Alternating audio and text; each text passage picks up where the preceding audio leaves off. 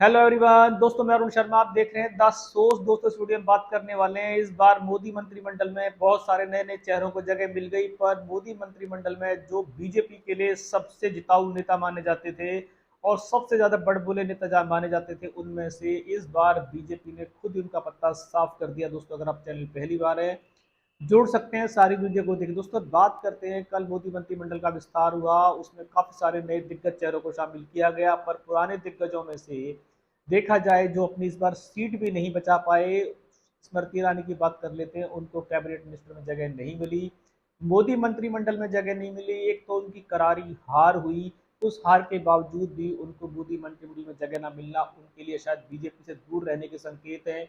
अनुराग ठाकुर की बात कर लेते हैं। हालांकि उन्होंने हिमाचल से काफ़ी अच्छी विक्ट्री साइन की है और उनको केंद्रीय मंत्री बनाया जाता था।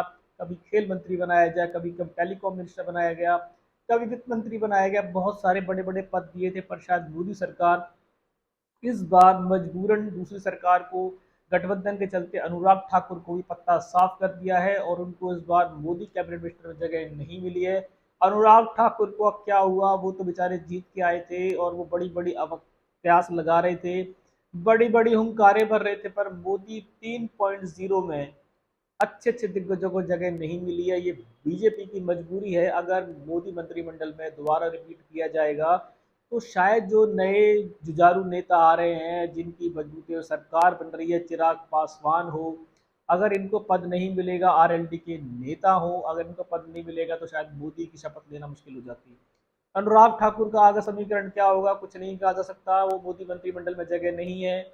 स्मृति ईरानी की हार के चलते शायद उनको रिपीट नहीं किया गया। अब उनके साथ बीजेपी का क्या रोल रहेगा वो खुद जानती है। इसमें से बस एक दोबारा से रिपीट किया गया है, निर्मला सीतारमण को, जो वित्त मंत्री हैं।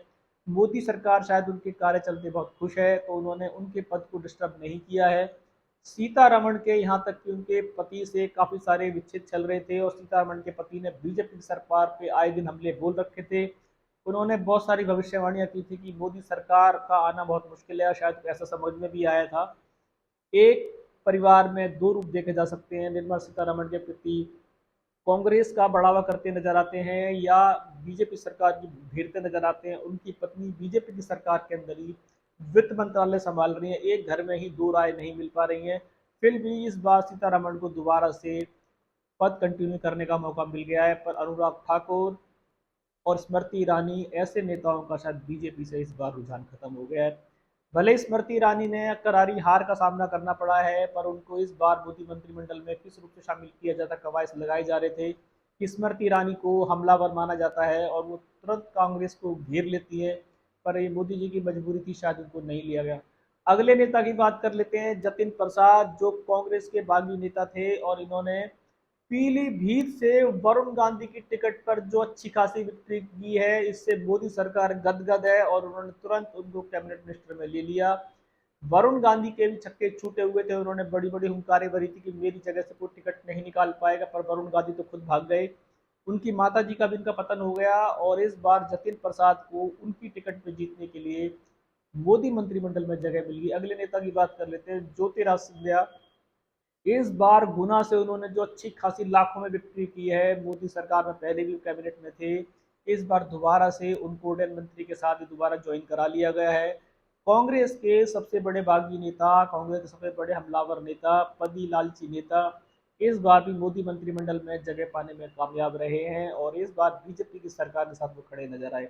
दोस्तों फिलहाल मोदी मंत्रिमंडल इस बार नई संगठन के साथ बना है और इस इनमें मनचाहे पदों की इस बार बौछार हुई है। चाहे जेडीयू हो, चाहे चंद्रबाबू नायडू हो, अभी तक स्पीकर के पद को लेकर शायद सहमति नहीं हुई है।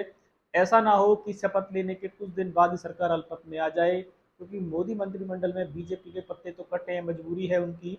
पर अगर चिराग पासवान, जेडीयू और अगर चंद्रबाबू नायडू को मन मुताबिक पद नहीं मिले तो सरकार कुछ दिनों की मेहमान है। इस रुझान पे कुछ नया अपडेटों का समय से पहले बताएंगे। अगर आप चैनल पहली बार हैं, जुड़ सकते हैं, सारी वीडियो को देख। दोस्तों मैं अरुण शर्मा, मिलूंगा नई सोच के साथ, अपना ध्यान रखें। नमस्कार।